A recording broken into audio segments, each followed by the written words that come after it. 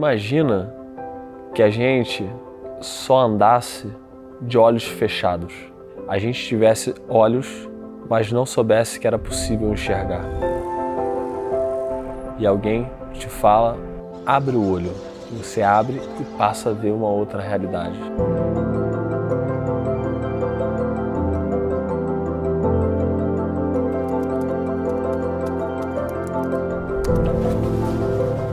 Conseguir que as gerações futuras sejam mais felizes que a nossa será o maior prêmio a que se possa aspirar. Não haverá valor comparável ao cumprimento dessa grande missão, que consiste em preparar para a humanidade futura um mundo melhor. A logosofia é uma ciência também chamada ciência da vida. Busca despertar no ser humano esse conhecimento de si mesmo. O conhecimento logosófico ensina como transformar a vida, como ser uma pessoa melhor, mais feliz, mais pacífica, mais honesta, tudo. Formalmente, a logosofia tem 7 objetivos que se condensam no primeiro, que é a evolução consciente do ser. Eu diria até o seguinte, ela é a ciência que faltava. Cada um de nós vive por algo e o conhecimento logosófico desperta e nos dá a possibilidade de ser o que a gente veio ser no mundo, sem travas, sem medo, sem tanto medo. A pessoa que estuda vai voltar os olhos para dentro de si mesmo. Ela é ciência porque tem um método e que permite que cada um possa replicar. Eu não encontrei na logosofia um propósito de vida. A logosofia me ensinou a encontrar na minha vida um propósito. Porque eu acho que não existe ser humano que não tem perguntas sobre a vida. E muitas vezes ele não tem ambiente e local, né, para expor essas perguntas, para trocar ideias. E na Fundação é o ambiente adequado para isso, porque todos nós estudamos os mesmos temas. Perguntas como: para que eu vivo? Por que eu sou como sou? Por que os seres são diferentes? Existe alguma coisa depois da morte? Né? E Deus? Quem é Deus? Os estudos logosóficos, a gente pratica eles no laboratório da vida, né? Da nossa própria vida. Eu estou estudando ali nos livros, no individual, no coletivo, aqui na Fundação Logosófica, mas eu estou experimentando a todo momento. A logosofia, ela une várias forças. Uma das grandes forças da logosofia são as fundações logosóficas, que temos hoje em várias cidades do Brasil e em muitas cidades do mundo. Esses estudantes que estão realizando esse processo e colaborando para que outros conheçam a ciência são uma grande força. Os livros também são uma dessas forças. E o autor, um exemplo de altruísmo, né? De levar essa ciência para todos. González Pecotti, um pensador e humanista, nasceu na Argentina e foi lá que ele criou essa ciência em 1930. Eu enxergo essa criação como uma tradução. É quase como se González Pecotti, em termos de programação, assim, tivesse liberado o código-fonte da criação. E a gente vê hoje a concretização desse ideal no sistema logosófico de educação. Eu gosto no colégio logosófico, o jeito que os professores tratam a gente e o jeito que eles aprimoram a nossa aprendizagem. A gente aprende sobre os valores, a melhorar o nosso ser, cada dia a gente ser uma pessoa melhor. Dessa forma a gente mudar o mundo, para o nosso mundo ser um mundo melhor. E a pedagogia logosófica colaborou muito com a minha vida. Evoluir e servir. Evoluir para a perfeição e constituir-se em um verdadeiro servidor da humanidade. Então, assim, são conhecimentos universais esses. Basta a pessoa realmente estar disposta, querer, né? Primeiro sentir essa necessidade de ter esse tipo de conhecimentos e, a partir daí, desenvolver os seus estudos na forma que quiser. Eu recomendaria para início do estudo logosófico a leitura dos livros logosóficos, onde está a palavra do autor. Quando eu peguei e li o primeiro livro, eu falei, cara, é isso daqui. É isso daqui que eu vim buscar. Qualquer um pode começar a estudar em qualquer momento. Toda a bibliografia está disponível de maneira gratuita no site logosofia.org.br. Eu espero que as pessoas possam saber que esse lugar existe. O bem que a gente recebe com esse estudo é algo assim que todo mundo merece saber que existe. Ela é uma obra para a eternidade.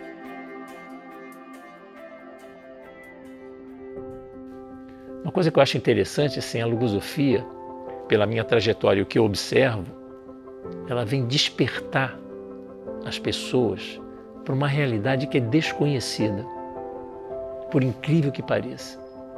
essa realidade interna nossa, a gente conhece muito pouco. A gente usa muito pouco o potencial que a gente tem como ser humano. A vida fica muito limitada apenas ao cotidiano. Às vezes entra numa rotina e a gente passa a viver a vida quase que no piloto automático. E a logosofia vem despertar a gente e dizer, olha, tem outra forma de viver isso. Então eu fico pensando assim que quanto mais essa ciência se expandir, né, também a humanidade vai melhorar. As próximas gerações com certeza vão ser mais felizes que a minha, né? Eu tenho muita confiança na evolução da humanidade, muita. Porque eu confio em Deus. E Deus nos criou para isso, né? Foi para algo muito bom. E a gente vai chegar lá.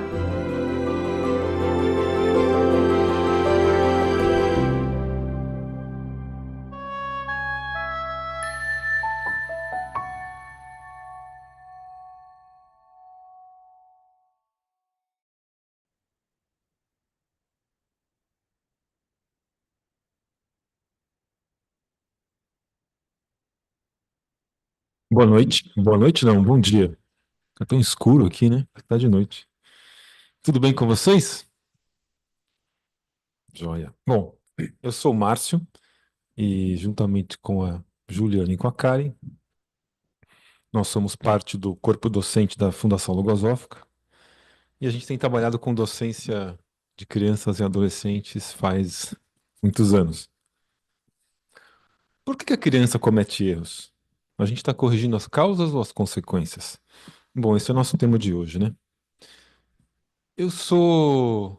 Eu fui criança na década de 70, 1971. Meus pais foram crianças na década de 50. Se a gente olha para como as crianças eram educadas na década de 50, 70, anos 2000, como aquela Lívia, né? Como a Lívia vai ser educada agora. Quais as diferenças?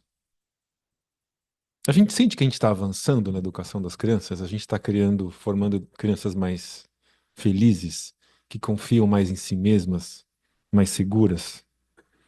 Onde que a gente acerta e onde que a gente sente que podia melhorar, né? Que falta algo. Bom, a gente vai procurar aqui apresentar alguns conceitos fundamentais da pedagogia logosófica, que é aplicada em mais de 10 colégios na América do Sul, tem atualmente mais de 4.000 alunos. Infelizmente, felizmente, em 2026, né, no ano que vem, vocês estão vendo as obras aqui, né? Ano que vem a gente vai inaugurar a unidade desse colégio em São Paulo. Bom, vamos tentar pensar o seguinte, propor a seguinte pergunta para vocês. O que que leva cada um de vocês a querer mudar a conduta de alguém?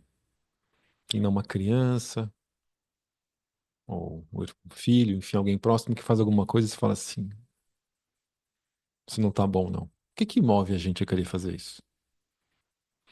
Bom, eu dividi isso em duas categorias. Pode dividir em vários jeitos, né? Eu dividi em duas categorias.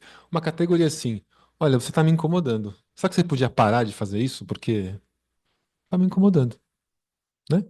Então, é um movimento que parte de um interesse meu, né?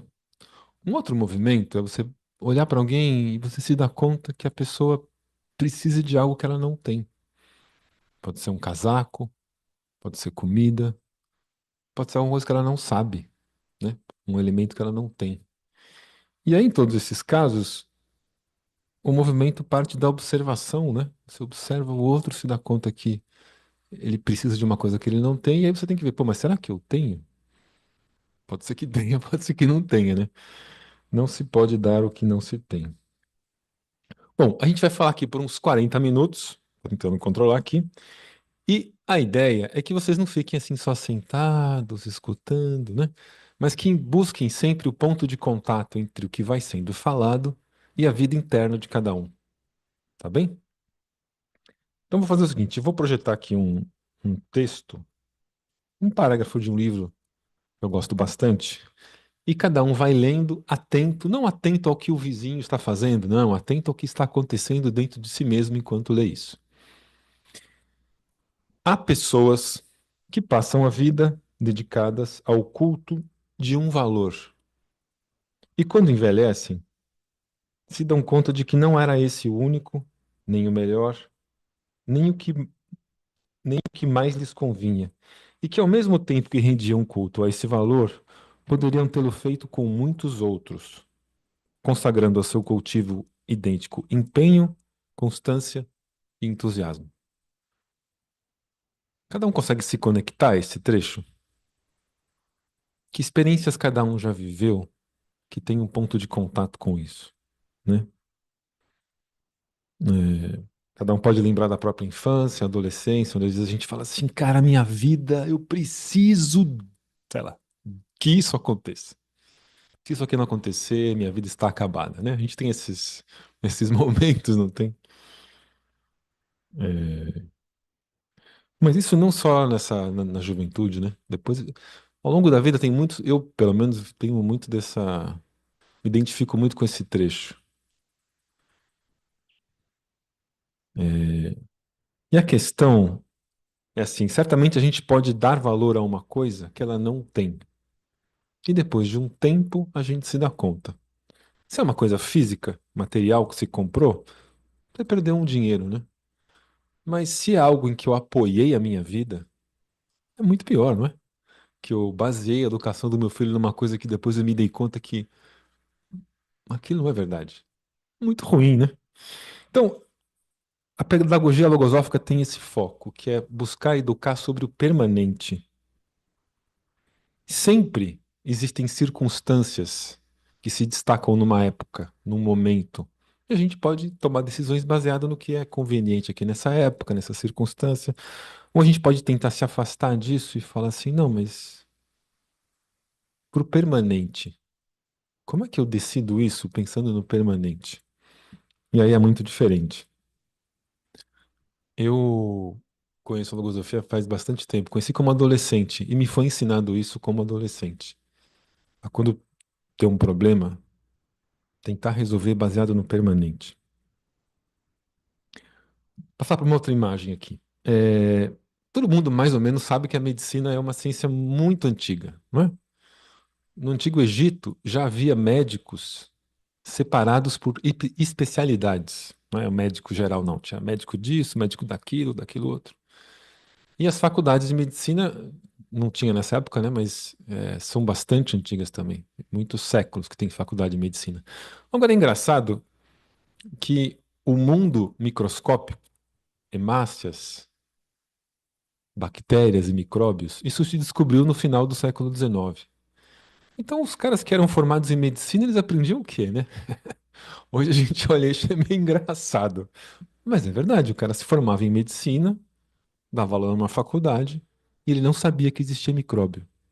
Que estranho, né?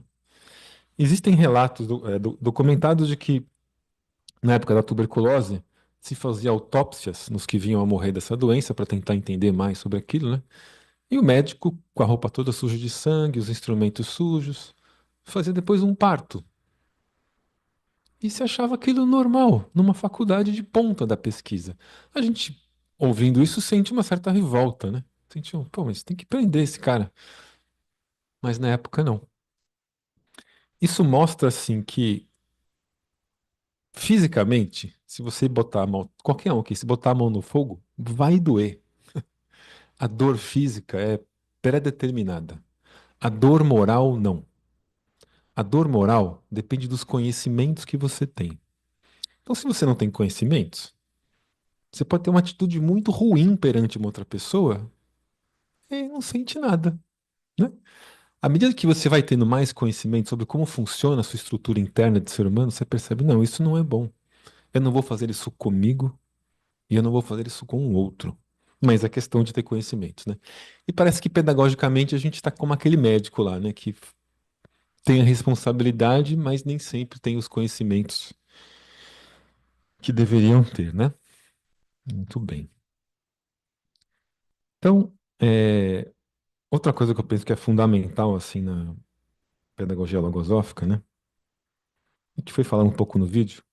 A cultura corrente, o conjunto de conceitos que a nossa cultura desse planeta, né, valoriza, estão muito relacionados ao externo, ao que está fora de nós. A gente é capaz de ensinar matemática, ensinar a fazer conta, ensinar a ler, a gente consegue ensinar uma série de coisas.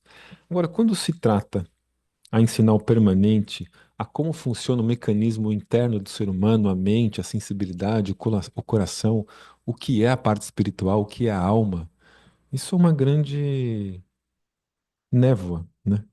A gente não avançou muito nessa questão, né? Como eu fiz um paralelo aí do que é permanente e do que é circunstancial, né? Claro que quando a gente vai escolher uma roupa, a gente às vezes escolhe uma roupa que está mais na moda, né? Que está meio adequada para a época, e não, isso não tem nenhum problema, né? A cor do batom, a cor do esmalte, a cor da gravata, se aqui usa gravata. Mas como eu falei, quando se trata de orientar a própria vida, o que eu vou fazer com a minha vida? O que eu vou orientar o meu filho a fazer com a vida? Que elementos eu vou dar para que nos momentos importantes ele tome as suas decisões? Eu vou fazer isso baseado na moda? Baseado no que as pessoas estão falando? No que eu vi não sei aonde? Falta um conhecimento fundamental e que se sinta internamente a segurança de que isso está baseado em algo permanente, que não vai mudar daqui a 5 minutos, 1 ano ou 10 anos, né? Então, como eu falei também de que é importante que a gente tenha os recursos que a gente quer oferecer, a pedagogia logosófica começa ensinando o docente, né? Começa ensinando o adulto para que ele aprenda a usar os recursos em si mesmo e depois tenha a capacidade de ensinar os demais, né? Bom, a Juliana vai seguir trazendo aqui alguns aspectos, né, como a logosofia nos apresenta do que é infância, e aí a gente vai dando continuidade, tá bem? Então vou chamar a Juliana aqui.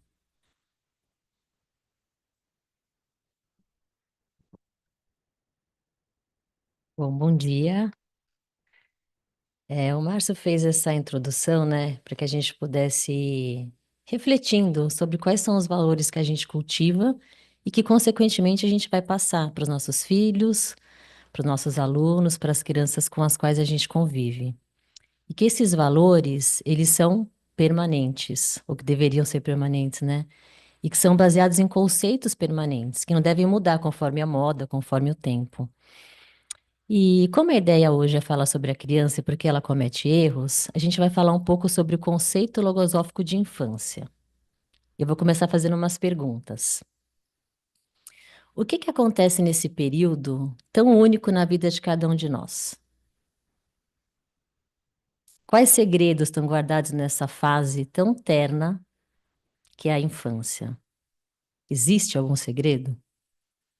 Alguma coisa que a gente não entende muito bem que acontece ainda, né? Além de docente aqui da Fundação, também sou professora de crianças bem pequenas. E eu costumo dizer que o melhor lugar do mundo é dentro da minha sala de aula. Claro que muitas vezes não é fácil, né? E quem é professor sabe. Mas eu tenho entendido que esse lugar é tão especial justamente porque tem algo de muito singular na infância. Uma magia que a gente ainda não sabe explicar muito bem, né? Por que sempre brota um sorriso no lábio dos adultos quando se recorda de alguma passagem feliz da própria infância? Ou muitas vezes quando a gente observa uma criança? Vou projetar uma imagem agora. Alguém consegue ficar indiferente ao se deparar com imagens como essas? Os olhares, né? Os sorrisos, a inocência que a criança tem. É quase uma magia mesmo, não é? Bom, essa é a forma como a gente vê a infância hoje em dia, né? Hoje a gente sabe que a criança ainda é um ser em formação e que essa fase da infância é muito importante para depois quem ele virá a ser quando adulto, né? A gente não achou isso sempre, teve uma época em que isso não se vê a infância como essa fase, né? Mas é um conceito que deve ser permanente, ainda que a gente esteja estudando e cada vez se ampliando mais sobre esse conceito da infância. Mas o que a gente entende por essa fase? Qual que é o conceito de infância que cada um de nós, de vocês, tem? Por exemplo, a inocência que eu trouxe, né? Eu entendo que é uma característica toda criança tem. O que mais? Se vocês puderem falar assim, uma palavra, uma característica da infância que vocês entendem que é real, né? Que acontece em todas as crianças, todas as crianças. Alegria. Interesse? Ah, viver no mundo que aquela fofinha ali atrás vive. Energia? Que mais? Curiosidade, interesse, né, em aprender, em saber. Espontaneidade. A criança fala o que vem à mente, né? Então, será que a depender do conceito que eu tenha de infância, eu corrijo uma criança de uma forma ou de outra? Eu vou mostrar algumas características de infância segundo a concepção logosófica. E ao longo do curso a gente vai se aprofundar em algumas delas apenas, tá? Algumas vocês falaram e outras não, né? Essa ciência, essa pedagogia logosófica, ela é muito inovadora no sentido desses conceitos. Eu mesmo, sendo educadora, tenho cada vez aprendido mais sobre o que é a infância, né? E aqui o autor apresenta como alegria, que foi trazida, inconsciência, ingenuidade, inocência, rebeldia, sim, né? Todo mundo observa. Tudo parece fácil, um encantamento. No próximo slide, algumas características gerais da infância segundo a concepção logosófica. As manifestações inteligentes e os pensamentos da criança tendem tanto para o bem quanto para o mal. Ela tem defesas muito escassas, né, devido à sua falta de conhecimento. Essas defesas morais, né, como se defender de alguns pensamentos. Ela comete falta sem ter noção do que significa se portar bem ou se portar mal. Ela não tem a intenção de se portar mal, né? Quando parece que não escuta, está escutando, principalmente o que lhe convém. No próximo, aprende com muita facilidade, gosta sempre de sobressair ou sair-se bem, eu vejo isso bem na sala de aula, né? Aceita com muita facilidade tudo que lhe inculca, tudo que a gente diz para a criança, ela aceita. Todas as coisas lhe impressionam profundamente, tanto para o bem como para o mal. E o caráter dela está em formação. E são os estímulos que ela vai receber que vão formando esse caráter ao longo da vida, né? Vocês consentem com essas características? Se recordam delas em vocês quando eram crianças? Eu vou ler um trechinho da bibliografia logosófica que o autor fala sobre pensar na criança que cada um de nós foi. Quem pensa nessa criança e a contempla através de suas recordações, observando-a em suas brincadeiras, em seus pensamentos, em suas inclinações, em sua inocência, verá quanto tem a aprender com ela e quanto lhe deve. Mais ainda, quanto deveria conservar daquele pequeno ser para que hoje, grande em tamanho e idade, lhe seja permitido pelo menos experimentar algumas daquelas inocentes, porém gratas sensações que deram à sua vida as melhores horas. Será que a gente tem mesmo a aprender com a criança que a gente foi? Por quê? Um estudo que eu fiz aqui na Fundação, um tempo atrás, buscando aprender algo com a criança que eu fui, eu me recordei de vários episódios da minha infância, mas um especial que tinha marcado muito a minha infância, porque eu comecei a olhar para ele de um jeito diferente. Então, diferente do Márcio, que foi criado em 70, eu sou bem mais nova. A minha infância eu vivi no começo dos anos 80, e naquela época a gente brincava na rua, né? Brincava muito na rua, era muito comum. E eu passava a semana na casa da minha avó. Eu morava numa rosinha bem pequenininha. Eu estudava à tarde, então chegava perto da hora do almoço, quando ela preparava o almoço, eu ia para a rua e ficava brincando com os meus amigos que moravam ali também. E teve um dia que eu estava com um desses amigos apenas, o outro não estava ali com a gente, só que o portão da casa desse que não estava era de metal, assim, de ferro, não sei exatamente que material. E esse meu amigo teve uma ótima ideia de começar a jogar pedra no portão, porque fazia um barulho, assim, super alto, e a gente começou a jogar pedra no portão da casa desse nosso amigo. E de repente, era uma casa assim que tinha uns degraus, dava para ver a casa e o portão ficava embaixo. E de repente eu vi a mãe desse nosso amigo, devia estar pensando o que está acontecendo aqui, descendo pelos os degraus, ela ia abrir o portão. E eu comecei a gritar para o meu amigo, falei, para, né? A mãe dele está descendo. E ele não escutou. E o que que eu fiz? Eu me enfiei na frente para que ela não abrisse o portão antes dele parar de jogar pedra. E o que aconteceu? Eu tomei uma pedrada na cabeça, né?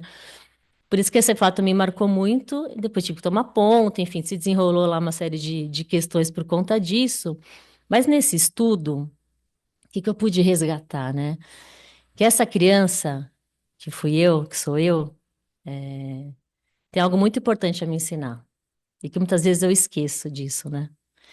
Que com os meus atos eu nunca prejudique ninguém. Que assim como aquela menina de 5 anos, eu sempre me coloco numa posição de defender o que é certo, de não prejudicar ninguém, né? Então, resgatar os valores da criança, só que agora com consciência, algo que a criança ainda não tem, que a criança não tem a consciência, né?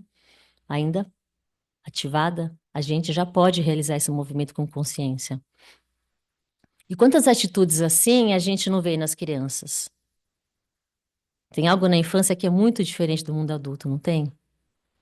Vocês se recordam de situações em que vocês puderam experimentar isso? De olhar para a criança que cada um foi e entender que tem ali algo muito valioso que a gente precisa com consciência resgatar? Né? E se deparar com situações em que o que a criança precisa é muito diferente daquilo que eu, adulto, acho que ela precisa. Também é comum, né? Então, por exemplo, uma criança para criar uma brincadeira divertida é bem diferente do que muitas vezes eu acho que ela precisa. Eu dou um presente lindo, maravilhoso, ela brinca com a caixa por horas. E né, ó, tem alguém dizendo assim, ó, já vivi isso. A criança, ela, quando a gente se recorda desses momentos em que a gente foi feliz na nossa infância, não eram coisas simples que estavam presentes? Eu lembro que eu morava num prédio que não tinha nada lá embaixo, era só garagem. Eu descia com uma amiga minha com umas bacias assim de lavar roupa, e a gente enchia de água, descia de biquíni e ficava lá brincando, fingindo que estava na praia, que estava na piscina. É, a gente imaginava um cenário ali maravilhoso com uma bacia de lavar roupa, né? Brincar com os amigos, né? Momentos especiais com os avós, com os pais. É disso que a gente recorda quando a gente volta lá para a infância, né? Então, em que mundo que a criança vive, em que ela não enxerga o valor monetário, por exemplo, das coisas? Em que o que é valor para ela é muito diferente do que muitas vezes é valor para o adulto, né? Aí eu vou voltar para o começo. Quais são os segredos que fazem parte dessa fase, que torna essa fase tão especial? E para responder essa pergunta, eu vou fazer outra. Do que a gente, como ser humano, é feito? Qual é a nossa matéria-prima? A gente tem um corpo físico, claro, todo mundo vê. Tem uma parte psicológica. Tem algo mais? Será que esse algo mais que a gente tem é esse segredo que tem nessa fase, né? Então, a gente tem uma constituição que é biológica, psicológica e espiritual. Então, segundo a logosofia, a gente tem essa tríplice configuração. São 3 partes de vibrações diferentes que convivem simultaneamente, ainda que eu não me dê conta, essas 3 partes estão ali dentro de cada um de nós, né? E desde que a gente nasce. E é na infância onde essa parte espiritual, o nosso espírito, que é essa centelha divina, né, que nos liga ao Criador, se faz muito presente. Então, hoje, por exemplo, com o avanço da psicomotricidade, temos uma psicomotricista aqui, a gente já sabe que a criança, quanto mais ela se movimenta, mais ela desenvolve a parte neurológica e as ligações cerebrais. E a gente já sabe que se ela não desenvolver determinadas ligações ainda na infância, pode ser muito difícil que ela desenvolva depois na fase adulta, né? E que o que não é usado é descartado. Existem muitos estudos ligados à parte física que a gente já conhece. Mas e para o desenvolvimento de outras capacidades? Como que a gente desenvolve ainda com crianças muito pequenas essa parte psicológica, moral e espiritual? É possível desenvolver isso desde pequeno?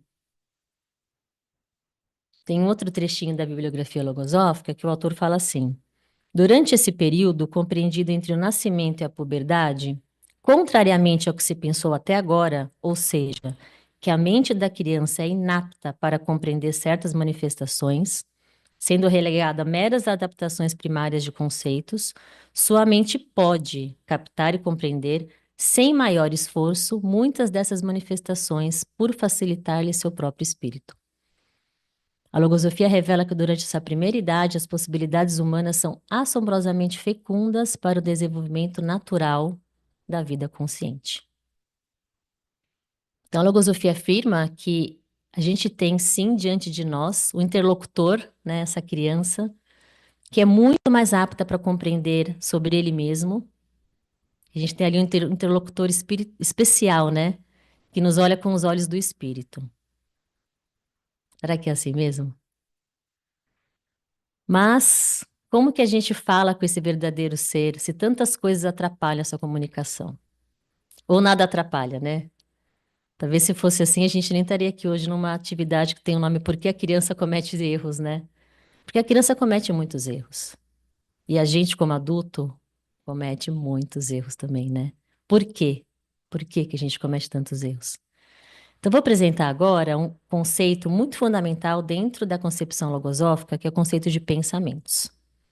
Então, para a logosofia, os pensamentos eles são entidades psicológicas dotadas de vida e vontade próprias que podem atuar independente da nossa vontade. Em nossa concepção, os pensamentos são entidades autônomas que procriam e adquirem vida ativa na mente humana, de onde em seguida podem passar para outras mentes sem a menor dificuldade. Isso pode parecer um pouco estranho para quem nunca ouviu, né? No início. Pensar que existe dentro de mim pensamentos que podem atuar sem o meu consentimento e que têm vontades que são diferentes da minha própria vontade. Será que é tão difícil? Será que as crianças conseguem entender essa realidade? Se muitas vezes eu, como adulto, não consigo, né, entender isso dentro de mim? Nos colégios logosóficos, a gente apresenta para as crianças, justamente para facilitar essa compreensão, né, uma imagem de que cada um tem dentro de si uma casa mental, onde os pensamentos entram e saem, muitas vezes fazem um estrago enorme, e depois quem leva a culpa é a criança, ou a pessoa que deixou os pensamentos entrarem, né, sem se dar conta. E uma das grandes chaves, então, na correção dos erros, né, por exemplo, é conseguir diferenciar a criança do pensamento que atuou. Como que é isso, Márcio? Separar a criança dos pensamentos que ela tem na mente. Explicar tudo, se não dá. Bom, eu penso que todos, se a gente pergunta para vocês se tem uma mente, acho que todo mundo fala, eu tenho uma mente, não é? Ou vai dizer assim, não, eu não tenho mente. É meio estranho, né? Acho que todo mundo fala, não, eu tenho uma mente.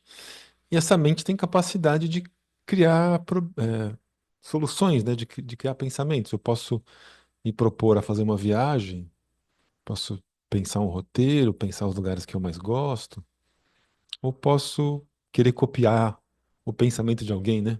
Posso querer fazer uma coisa igual ao outro. Mas a gente percebe esses movimentos. Esse conceito de pensamento, acho que, para mim, pelo menos, muda muito outros conceitos, como o de liberdade, né? Não sei se já tiveram situações na vida em que foi muito difícil afastar certos pensamentos. Quando se tem medo de alguma coisa, muito medo, só que afastar esse pensamento é muito difícil, né? Você tem um problema econômico enorme, ficar pensando naquilo, aquele pensamento ocupa todo o espaço da mente. Fala, não, tá bom, quero parar de pensar nisso. Difícil. Ou termina assim um relacionamento amoroso. Aquilo fica na mente o tempo todo, né? Então, ao longo da minha trajetória individual, né? Eu fui percebendo que não adianta eu querer ser. Quando a gente é jovem, a gente quer ser livre, né? Externamente, fazer muitas coisas. O que adianta ser livre fora se eu não sou livre dentro? Eu comecei a achar isso interessante, comecei a tentar ser livre por dentro. Tem um pouco mais de manejo, assim, sabe? Do que acontecia dentro de mim. E fui me interessando por isso.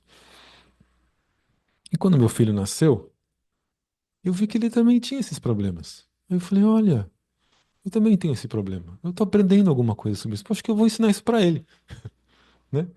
E quando a Lívia que tá ali, não, porque ela é muito pequenininha, né? Mas daqui a pouco, desculpa aí, mãe da Lívia, mas daqui a pouco Não vai demorar muito, não. Você vai falar assim, Lívia, não pode pegar uma faca e sair andando, Lívia, não pode fazer isso.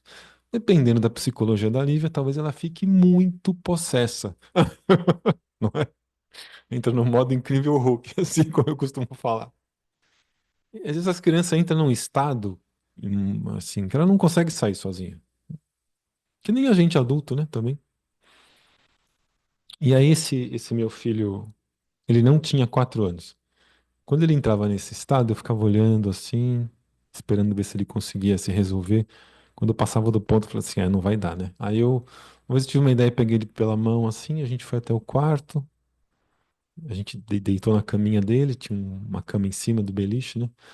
E a gente tinha ido na feira há uns 2 dias atrás, e eu fiquei perguntando, pô, você lembra que a gente foi na feira? Aí ele tava lá, a gente comeu um negócio lá, né? Como é que chamava aquilo? Não, pastel, não é? Pastel de que era o pastel? Ah, ele reclamando. Uma hora ele engatou lá e começou a responder, e começou a falar que ele lembrava do caldo de cana. E aí ele mudou de estado. Ele mudou os pensamentos da mente. E resolveu. Beleza. Passado, sei lá, uma semana, aconteceu de novo. Alguém não deixou ele fazer alguma coisa, aí ele. Aí eu deixei, eu fiquei olhando um pouco, passou do limite, eu peguei ele pela mãozinha, fui pro quarto, comecei a tentar fazer com que ele lembrasse de alguma coisa. No começo ele não gostava muito, depois ele cedia lá, ó. Porque você começa a lembrar as coisas, a criança acha legal, né? Aí lá, eu lembro. Começa a falar. Mas o fato, eu fiz isso umas 3 ou 4 vezes. Até que chegou uma vez que ele entrou no modo Incrível Hulk lá, né? Aí eu fiquei olhando, esperando se ele ia. Antes de eu fazer alguma coisa, ele levantou e começou a ir pro quarto. Falei, será mesmo? Aí eu enfiei a cabeça assim na porta. Ele estava deitado na cama falando sozinho, recordando uma coisa que ele tinha vivido. Falou lá sozinho e voltou para a sala. Então, assim, se a gente quiser ensinar uma criança a tocar violino, a criança aprende. Se você for bom professor, ela aprende a lutar judô, a pintar, tocar piano. Então, se nós formos aprendendo como funciona o nosso mecanismo interno, a gente consegue ensinar para a criança. Aí ela não tem dificuldade de aprender. Agora a gente tem que aprender primeiro, né?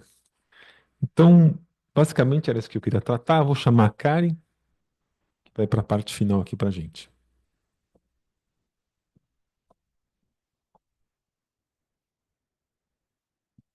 Bom dia. Muito bom ouvir isso, né?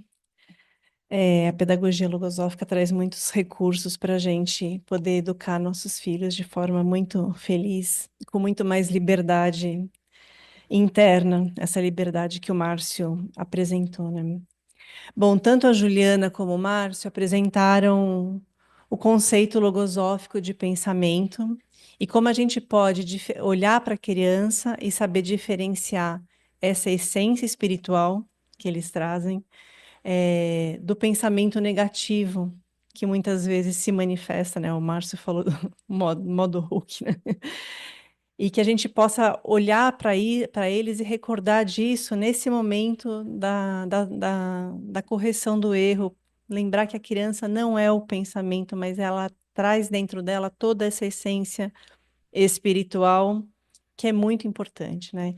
Então, vamos aproveitar para aprofundar um pouquinho mais na causa dos erros, mas partindo justamente dessa realidade que cada um de nós pode observar dentro de si mesmo, que são as deficiências psicológicas.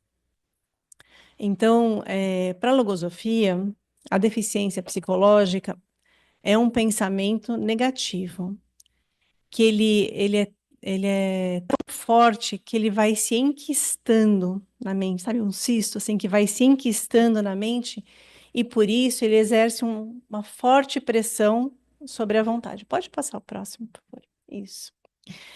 E aí, então, quando a gente fala de deficiência psicológica, a gente pode dar alguns exemplos, como são, por exemplo, a timidez, a impaciência, A indiscrição é um que está muito forte nos dias de hoje, e aí a gente pode listar muitos outros como esses, né? E muitas deficiências psicológicas, elas têm origem na infância. Daí a importância da gente conhecer e começar a trabalhar com elas primeiro dentro da gente, como já foi dito, para depois a gente poder ajudar as crianças. E elas se formam por 3 diferentes motivos.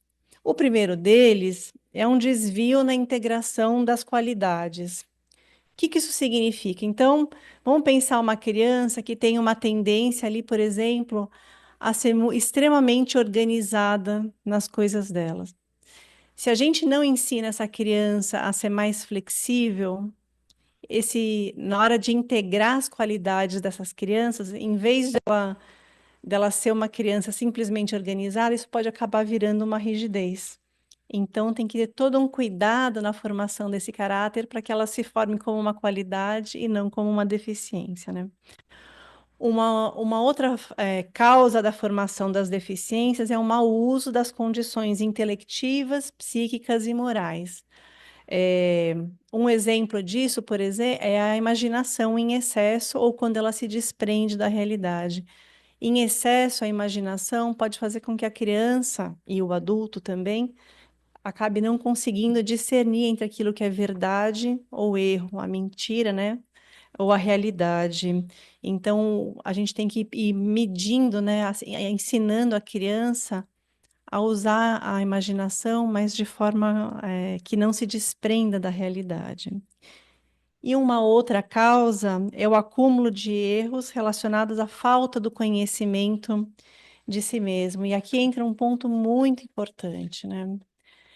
Um exemplo de uma deficiência que se forma por esse motivo é a falta de vontade.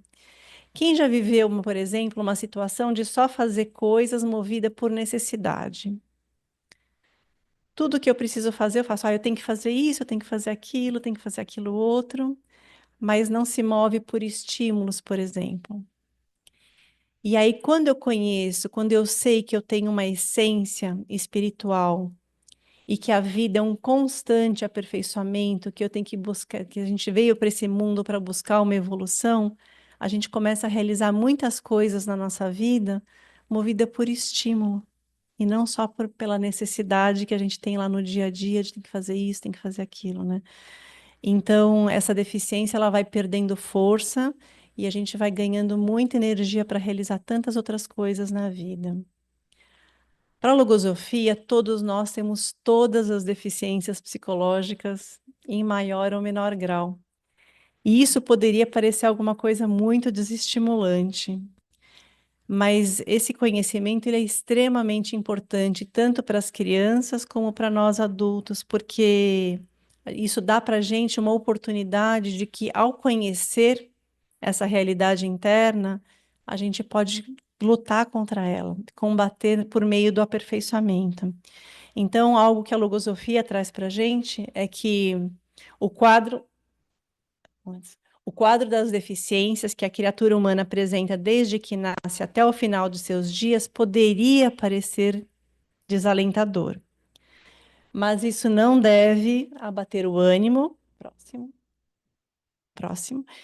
Porquanto é preferível conhecer os inimigos que temos dentro para combatê-los com lucidez mental a ignorá-los. Não é? Quando a gente conhece essa realidade e tem as ferramentas corretas, a gente pode realmente transformar a vida. E isso é algo muito especial.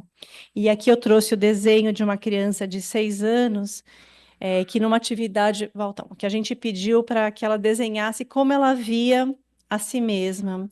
E ela escreveu, fez um desenho, né, de como que ela é, com o coração, né, os vasos sanguíneos, tudo. E ela escreveu: às vezes a gente sempre não é perfeito. Essa criança, já de posse de alguns desses conhecimentos, está mostrando para a gente que a gente pode conhecer essa realidade e a gente pode buscar uma superação. E isso pode ser um estímulo poderoso. E justamente porque as crianças não são perfeitas e a gente também não é perfeito, como já foi falado pelo Márcio, a gente pode cometer muitos erros na educação dos nossos filhos, não é? Mas quando a gente é movido por amor e na busca de uma superação, a gente pode a cada dia tentar fazer um pouquinho melhor do que no dia anterior. Quando meu filho era pequeno, tinha uns 3 aninhos, ele tinha um medo, eu vou dizer quase que pavor, de pessoas fantasiadas, especialmente de palhaço. Ele chegava a ficar paralisado toda vez que a gente ia no shopping, em algum lugar assim, e aparecia um palhaço na frente dele. E eu queria muito ajudá-lo, mas eu não sabia como fazer. Eu sabia que o medo do palhaço ele podia superar à medida que ele crescesse. Mas sabia que o pensamento do temor, se ele não superasse, quando ele fosse maior, ia se transformar em medo de outras coisas, porque o pensamento ia continuar dentro da mente dele. Então ia só mudar de forma. E aí eu ficava pensando, como é que eu vou ajudar esse menino? Eu ficava explicando para ele que o palhaço era só uma pessoa fantasiada, mas ele, pequenininho, ele não conseguia entender essa realidade. E continuava com medo, né? E aí fiquei tentando de muitas formas, por muitas vezes, muitos dias, e não conseguia, não tinha sucesso, digamos, na minha explicação, né? Até que um dia eu tive a ideia de comprar um kitzinho de maquiagem infantil, levei para casa e comecei a fazer uma brincadeira com ele. Então, com muita delicadeza, eu comecei a pintar, fazer um desenho na mão dele, fazia um desenho na minha mão. Aí eu desenhei um palhacinho na perninha dele, um palhacinho na minha perninha, e a gente foi brincando, até que ele deixou fazer uma pinturinha no nariz dele, uma pinturinha no meu nariz, e a coisa foi crescendo, até que ele se viu com a carinha pintadinha, e o resultado é o que vocês podem ver nessa foto, né? Ele feliz vendo a própria carinha dele pintada do palhaço, né? Acho que quando ele se viu no espelho, finalmente ele compreendeu que o palhaço era uma pessoa pintada. E a compreensão da realidade fez com que ele superasse o pensamento do temor, que era alimentado pela imaginação que atuava nele, fora da realidade. Ele não conseguia, a imaginação projetava algo que aumentava aquele pensamento do temor, né? E aí, quando ele compreendeu que era uma pessoa fantasiada, aquilo eliminou o pensamento do temor, né? E aí, quando eu recordo dessa experiência, eu fico pensando, o que que ficou na vida desse menino? Será que ele lembra o número de vezes que eu tentei explicar e que não deu certo? Na verdade, o que ficou foi a mudança, foi a superação, não é? As crianças pequenas não guardam ressentimento, não guardam rancor, porque elas não têm amor próprio. Quando elas sentem que a gente age por amor, a gente pode sempre fazer melhor no dia seguinte. E isso é maravilhoso, porque livra a gente daquela sensação de culpa que muitas vezes a gente, como pais ou como educadores, sente ao não ter certeza da forma como a gente está agindo, né? Ou de atuar de uma forma que não é aquela que a gente gostaria de ter feito. Mas o mais importante é corrigir sempre. Esse é o maior ato de amor que a gente pode oferecer para eles. Hoje, essa criança é um jovem adulto muito valente.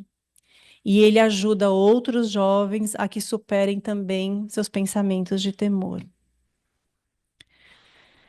Mas como a pedagogia logosófica pode nos ensinar a corrigir a causa dos erros das crianças? Em primeiro lugar, a gente precisa pensar que todos nós somos seres em evolução. E por isso a gente pode se superar em tudo, em tudo. Só isso já coloca a gente numa posição que precisa ser sempre muito generosa, não é? Então, quando a gente observar um pensamento negativo no outro, uma deficiência no outro, o primeiro movimento O que eu tenho que fazer é olhar para dentro de mim e falar assim, puxa, mas será que eu não tenho? Né, se a logosofia fala que todos nós temos todas as deficiências em maior ou menor grau, será que eu não tenho esse mesmo pensamento negativo que eu estou observando no outro? E aí isso predispõe a uma tolerância. E essa mesma tolerância vai auspiciar o afeto com que eu devo atuar no outro ser. Isso é extremamente importante. E aí, para a gente, então, poder ajudar uma criança a eliminar dentro dela a causa do erro, eu preciso conhecer o próximo. Conhecer o pensamento negativo, em primeiro lugar, né, estudar, trabalhar dentro de mim, procurar me superar, cultivando o pensamento positivo que vai substituir aquele pensamento negativo e ser um exemplo de esforço. Veja, não é exemplo de perfeição, é um exemplo de esforço nessa realização. E isso é um ato de amor, é um ato sublime de amor, procurar ser melhor para poder oferecer para o outro esse exemplo de realização. Tem um livro da Logosofia, que é esse aqui, chama Deficiências e Propensões do Ser Humano, que ele apresenta todas as deficiências psicológicas, são muitas, e também o pensamento positivo que a gente pode cultivar dentro da gente para substituir com eficiência cada uma dessas deficiências psicológicas. E esse livro ele pode ser adquirido ou baixado gratuitamente pelo site www.logosofia.org.br, né? E tem também esse livrinho aqui, A Preguiça Não Mora Mais Aqui. É um livro infantil que conta a história de um menino que sofria com a falta de vontade. É um livro muito especial porque os pais ajudam ele a superar esse pensamento negativo com uma forma muito estimulante. Então, vale a pena conhecer também, né? Nos próximos slides. Ah, não, aqui eu esqueci de falar aqui. Então, aqui dá o exemplo de uma das deficiências que tem origem na infância, que tem nesse livro, né, no Deficiências, que é a falta de vontade, e o pensamento positivo, que é a decisão que a gente vai usar para substituir a falta de vontade, né? E uma das características desse pensamento negativo, dessa deficiência, é que justamente ela faz a gente sempre querer fazer o mais fácil, né? E ela se caracteriza por uma falta de iniciativa, né? Por buscar o que é mais fácil. Então, é um pensamento que tira muito vigor, tira muita energia da gente. Então, combater essa deficiência com a decisão realmente representa uma mudança na nossa vida muito grande, né? Pode passar o próximo, por favor. Então, eu vou apresentar alguns resultados da aplicação da pedagogia logosófica na infância. Pode passar. Nós fizemos uma atividade com as crianças de 4 e 5 anos sobre o conhecimento que cada uma delas tinha de si mesmas e dos pensamentos. Então, nós fizemos dois espelhos. Um espelho de verdade e um com um papel espelho, aquele papel laminado, que a imagem, como vocês já devem ter visto, fica bem turva, né, quando a gente olha para ele. E a gente pediu para as crianças olharem para os dois e perguntamos para elas como que elas se viam nas duas situações, olhando no espelho normal e no espelhinho laminado. E aí elas falaram, não dá para a gente se ver direito no laminado, fica esquisito, né? Fica meio turvo. E depois a gente perguntou para elas como que elas se viam dentro delas e se dentro delas tinha alguma coisa que impedia que elas se vissem de verdade, da mesma forma como elas se viam no papel laminado, né? E depois pedimos para que elas ou escrevessem ou desenhassem essa situação. Então, uma criança de 5 anos, que ainda não sabia escrever, então quem escreveu foi um docente, né? Fez esses dois desenhinhos, né? Então, um desenhinho que é o de cá, né? Seria do espelho laminado e o outro o espelhinho de verdade, né? Então, ela escreveu do lado de cá a Luísa com o pirracinha, que impedia ela de se ver como que ela é de verdade, e a Luísa cultivando bons pensamentos e a Luísa se vendo como ela é de verdade, né? Então, o que que essa criança já sabe quando a gente olha para esse desenho? Ela consegue ver, por exemplo, que ela não é o pensamento da pirraça. que o pensamento da pirraça deixa ela triste e que bons pensamentos deixam ela feliz. Ou seja, ela consegue saber, reconhecer nos pensamentos a causa daquilo que ela vive, consegue separar ela mesma do pensamento, e que depende dela eliminar de si mesma a causa do que deixa ela triste, daquilo que deixa ela feliz.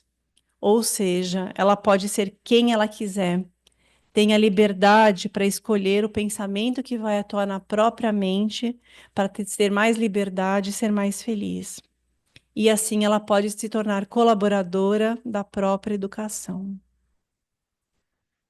No próximo slide, a gente vê um desenho de um menino de 7 anos. Isso não foi uma atividade proposta por nós, foi algo que ele fez sozinho, porque ele falou que às vezes ele ficava bravo com os amiguinhos dele quando ele ia para a escola. E aí ele foi para casa com o propósito de cultivar a amizade com os colegas da escola. E aí ele se fez essa pergunta: para cultivar a amizade, precisa ficar feliz ou triste, bravo ou chateado? E aí ele foi fazendo os quadradinhos e foi preenchendo cada dia como ele se sentia. Então, primeiro dia bravo parece ruim, no outro dia feliz parece bom, no outro dia chateado parece ruim, feliz parece bom.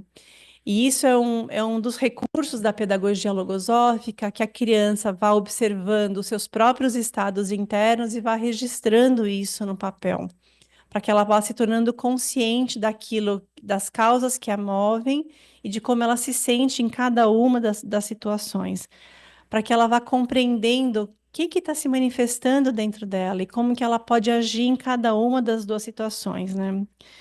E assim ela vai se sentindo mais responsável pela própria vida e que está nela a possibilidade de mudar a si mesma para ser mais feliz. E aí ele foi compreendendo que o pensamento de ficar bravo e chateado não eram companheiros bons para ele, que ele precisava cultivar, né, o pensamento de ficar mais feliz com os amigos, né? E assim procurar uma mudança favorável na sua conduta, promovendo maior confiança em si mesmo. E no próximo, esse é de uma menina mais velha, né? 9 anos, já consegue escrever um texto.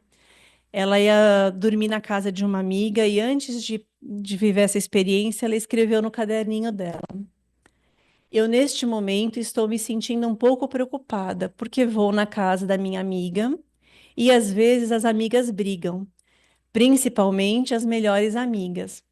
E nós se gostamos muito, mas o que eu quero cultivar é a abelhinha. E não quero cultivar só hoje, mas todos os dias. A gente chama de abelhinha o enxame de bons pensamentos. A gente dá esse nome para as crianças para que elas reconheçam dentro de si mesmo. E aí, quando eu li isso daqui, isso me comoveu profundamente, porque eu fiquei pensando que essa menina de 9 anos, quantos recursos ela já tem? Ela sabia que ela ia viver uma experiência difícil na casa de uma amiga, que poderia colocar em risco a amizade dela, e ela uniu o sentimento que ela tem pela amiga com o melhor dos pensamentos dela para garantir que essa amizade não fosse prejudicada. E eu fiquei pensando assim, puxa, quantas vezes eu sei que vou viver umas experiências difíceis no trabalho ou com a família e não sou capaz de me preparar antes com, né, unindo meus melhores pensamentos e sentimentos para chegar nessas experiências preparada, né? E essa menina com 9 anos já antes foi lá e anotou e selecionou os melhores pensamentos e sentimentos para atuar, para que essa amizade não fosse prejudicada por pensamentos que ela sabia que poderiam aparecer na situação, né? Então, eu não sei como vocês se sentem quando ouvem esses relatos das crianças. O que acontece com elas quando elas têm esses conhecimentos desde pequenininhas, né? O que elas sentem, o que elas falam. Mas eu sinto uma profunda esperança no futuro. E é isso que o Colégio Logosófico faz com as crianças, todos os dias.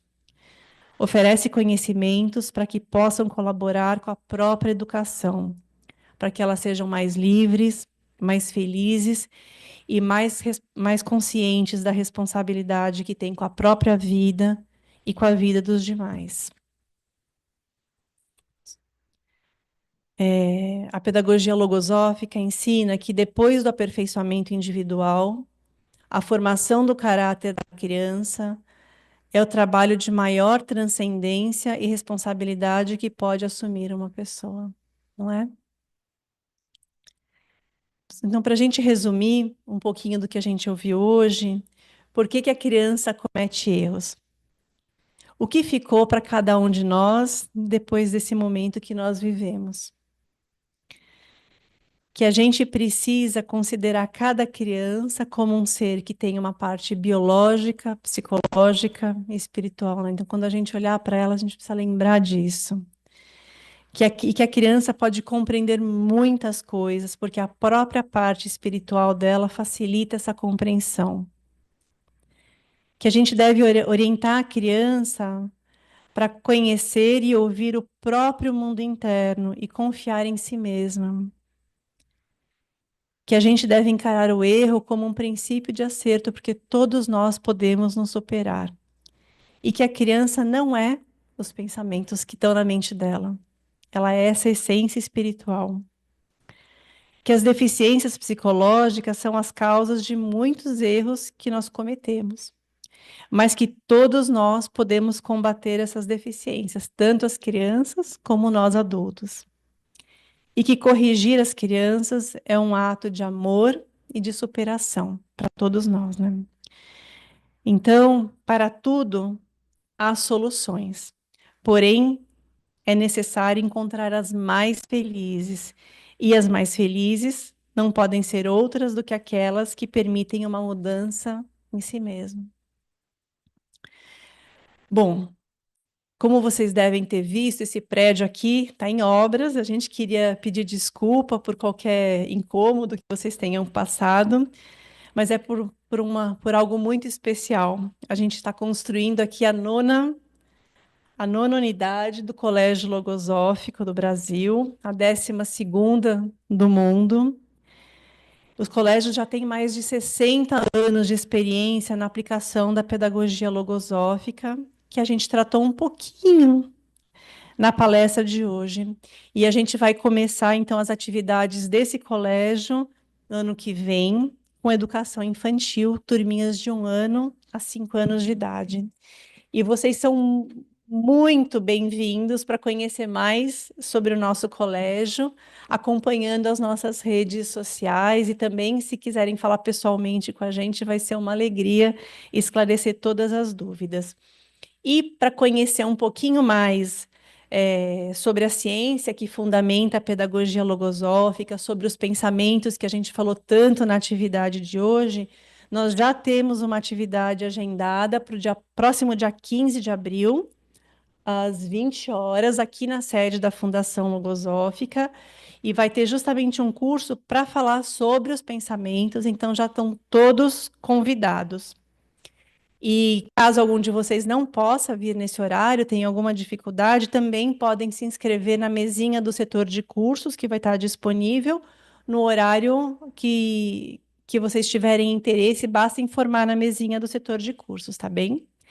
Então, a gente agradece muito a presença de vocês e vamos continuar a conversa agora no café aqui no hall, tá bem? Muito obrigada para todos.